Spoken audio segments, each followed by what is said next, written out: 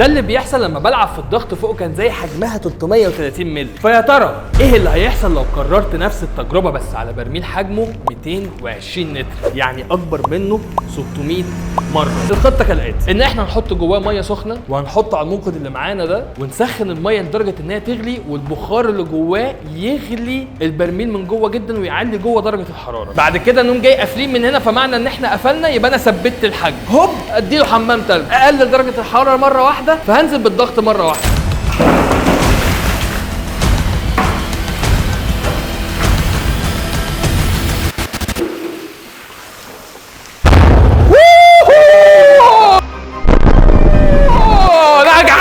الله ينور الله ينور، ارمي. نفس اللي حصل في الكنزايه دي هو نفس اللي حصل في البرميل ده، هو نفس اللي حصل في تايتن. كلهم اسمهم انفلوجن او انفجار داخلي